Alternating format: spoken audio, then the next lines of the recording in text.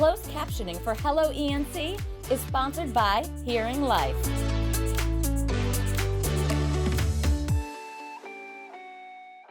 Coming up on Hello ENC, we're going to learn about a prickly little plant that can survive the driest climate, but not poor drainage.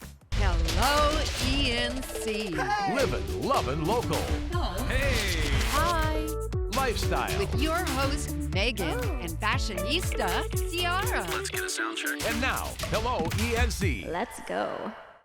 Hey friends, welcome to Hello ENC. I'm your host, Megan Mamlock.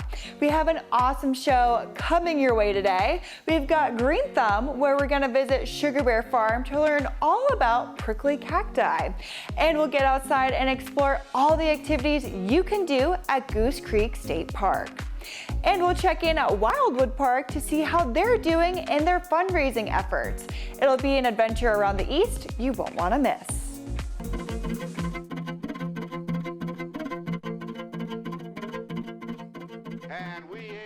On today's segment of Trailblazing, we are at Goose Creek State Park, where we're starting at the Live Oak Trail at the beautiful waterfront, where you not only can go swimming, but there's so many other fun activities you can do. So let's get into it.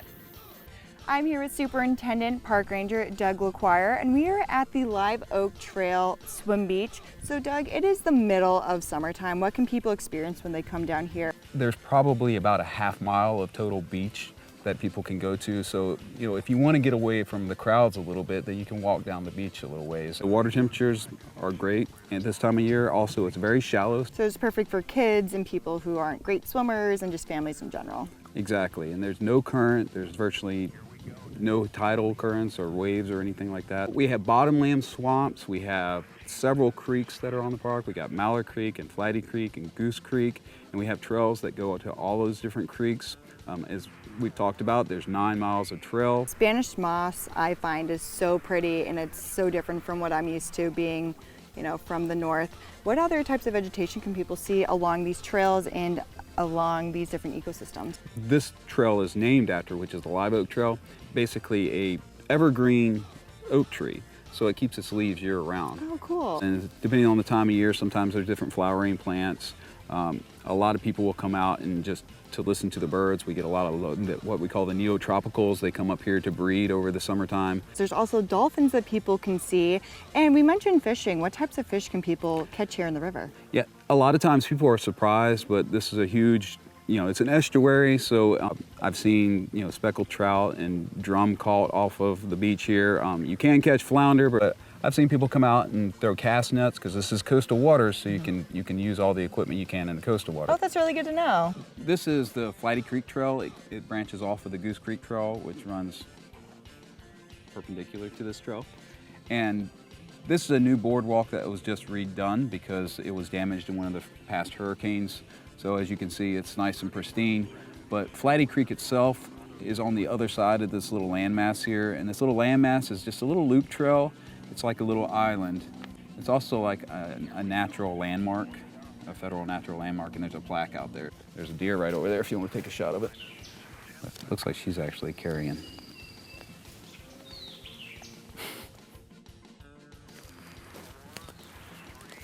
Jack's the deer whisperer. I know he heard that. So are there some hazards? I know, we're in the middle of summer, so there's obviously ticks. Right. But what types of other hazards can people experience on the trails? Well, this is mainly geared towards birding because you're looking up when you're birding, but you do want to look down. Snakes don't want to bother you. They don't want anything to do with you. 2 different types of camping. What are they? Well, I like to call it the modern campground and then the primitive campground. The modern campground has 22 RV sites, but people tent camp in there too. And then there's also camper cabins, which I like to refer to them as kind of luxurious tents because you do everything outside just like you would a regular tent site, but you get to sleep inside on a mattress that's not as comfortable as a mattress at home, but still better than the ground, and also you have air conditioning or heat depending on the season. You'll see a big building up on your left-hand side. That's our visitor center. Inside we have some static displays. Thanks for joining us at Goose Creek State Park on another episode of Trailblazing, and make sure to come back every Tuesday as we discover a new trail to explore the great outdoors.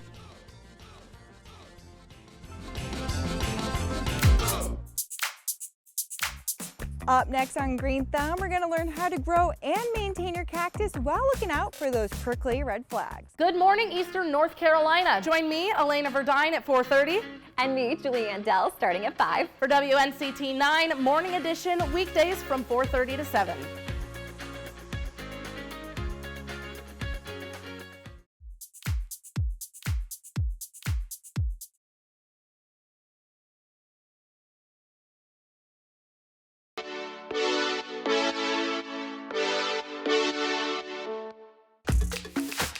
Welcome to Green Thumb, where we talk about everything and anything plants, flowers, and gardening. Today we are at Sugar Bear Farm talking about cacti. So Adam, thanks so much for having us. And what do we have here? It's beautiful. Well, thank you. We have a variety of cacti here, mostly columnar cacti in the Echinopsis genus.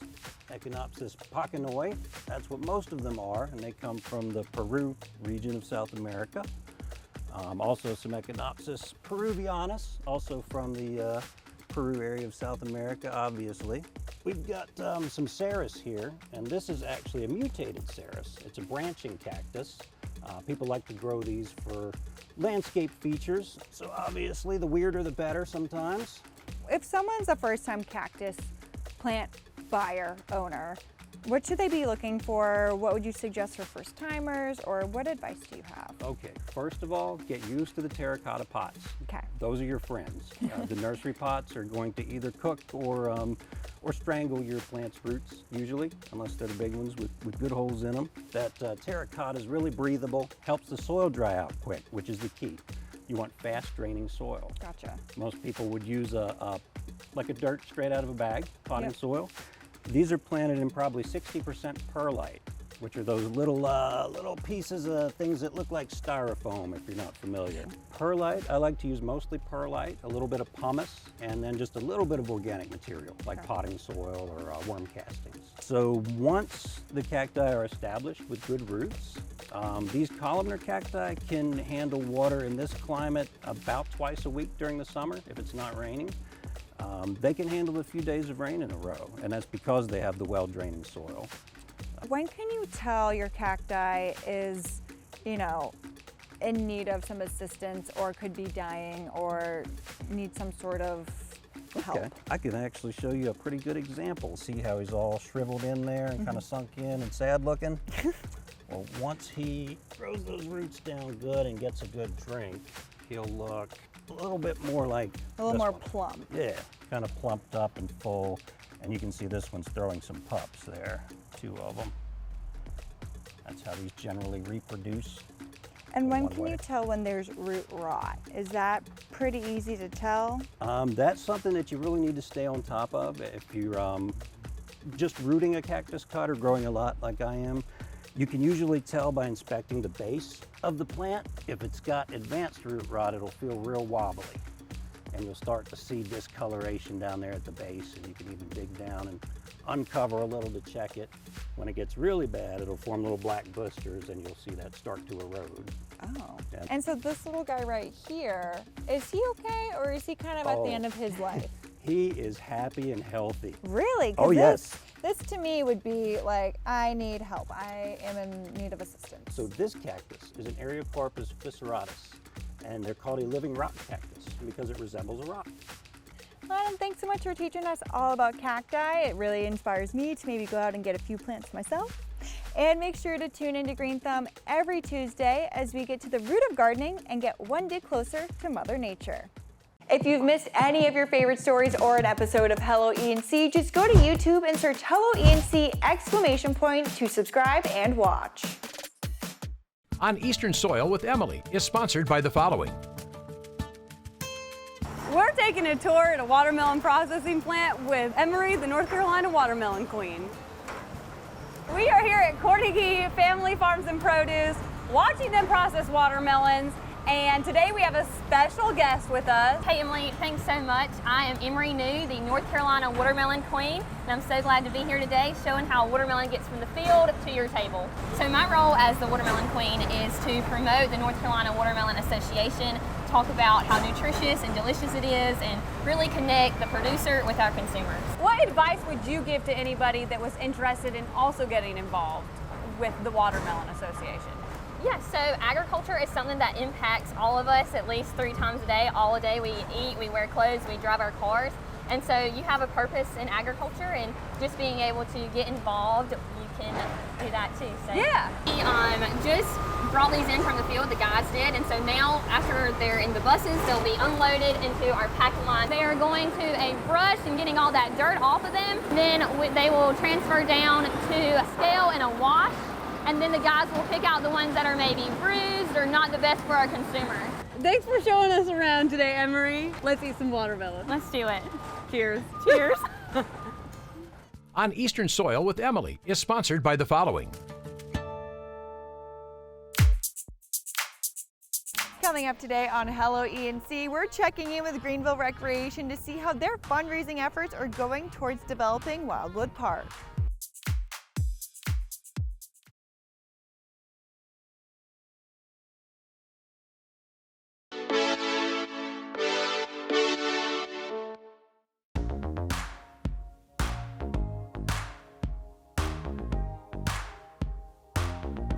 Welcome back to Eventful. Today we are at Wildwood Park with Dawn of the Greenville Recreation to talk about the fundraising efforts for Wildwood Park. So Dawn, welcome. Yep, thank you. Thanks for being here today, and thanks for your interest in Wildwood Park. Thank you. And so what are you guys doing to continue the vision of Wildwood Park? So right now we're developing Wildwood Park as we've showcased before, and we have a City Council adopted master plan that we're working off of that kind of helps create our development plan for the park for the next several years. Is there a goal that you guys need to get to be able to fulfill all the visions here? You know, as far as putting a dollar amount, we don't want to put a dollar amount on the entire project, but we have certain projects that we have quotes for and probable cost estimates where we can provide. Like for example, to be 120-foot tall observation tower and go right here in the lake. You know, the price tag for that right now is about $3.5 million, depending on the details of the structure.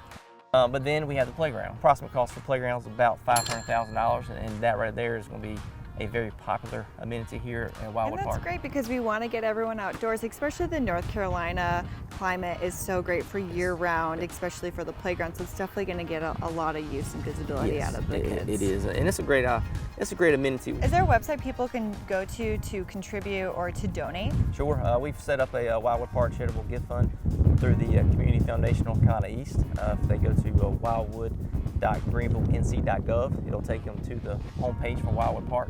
And there you can learn about our development plans, you can learn about our events coming up and our programs, but also you can learn about the fundraising efforts that we have. And also it provides a link of where you can actually donate. Well, I'm so excited to see this vision come to life, and thank you so much for being with us today, Dawn. Yep, thank you for your time. Make sure to come back every Tuesday as we discover what our local communities are getting up to.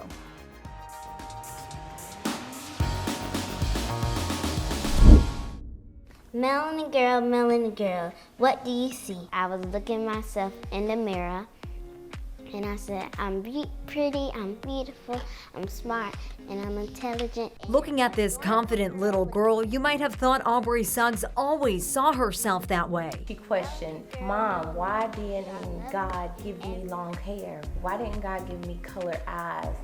And why my skin so dark? But with reassurance from her mom and dad, I see an intelligent girl looking at me. We just poured into her that she was beautiful. Aubrey learned to see her beauty. Most little girls think, why does my face don't look like that? And I want them to know that black girls are beautiful and they're smart.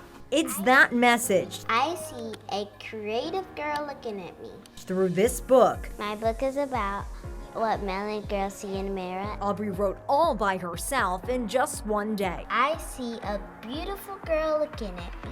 I really put my mind into it and prayed about it, and then it came true. It's like a wish that came true. I see a blessed girl looking at me. We just try to put that spirit in our kids that they can do anything. Aubrey is inspiring others. She cheering on other little girls to let them know, if you don't feel like you have anybody else on your team, I'm on your team. That's why she put the journal in the back of the book so they can write down qualities about herself. To notice what Aubrey sees when Aubrey looks in the mirror. I feel pretty and I feel blessed and I feel smart. Melon Girl, you are lovely in every way. Oh, I forgot my scripts. Don't worry, Courtney. I'll get your scripts. We can't start the news without you. No, it's totally okay. I got it.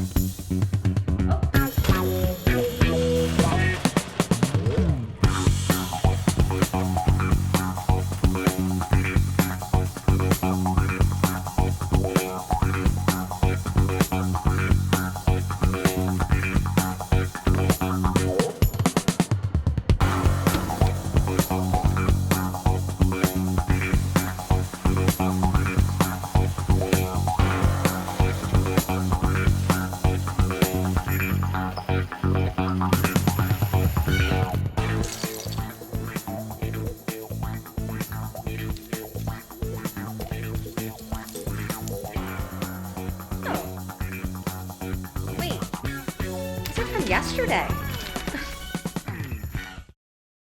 Coming up next, many people got a furry friend during the pandemic, and that means shedding, especially in the summertime. But have no fear, because the Best Reviews team will be in to educate us on all the different brands of vacuums and how they can help us clean up our homes. Coming up, we'll get a sneak peek of the new episodes of Superman and Lois and the season finale of Tom Swift tonight on Eastern North Carolina CW. We'll be right back in 2 minutes.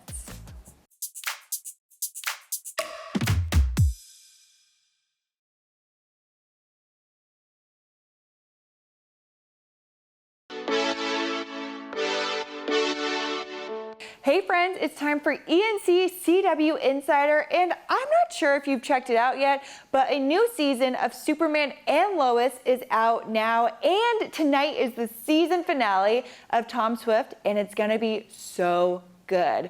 Make sure to tune in tonight at 8 p.m. for a new episode of Superman and Lois, and the season finale of Tom Swift at 9 p.m. right here on Eastern North Carolina CW, and here is a sneak peek. There are casualties of war. We're not at war. Not yet, but you will be. You're not acting like yourself. You better get used to it. This is a national security situation. It is a family situation. Superman and Lois, tonight at 8/7 Central, only on the CW. What does a genius inventor do when he's not inventing? I multitask. Everyone you loved will end up dead. My name is Tom Swift. I've got this. Tom Swift, new series tonight at 9/8 Central, only on the CW.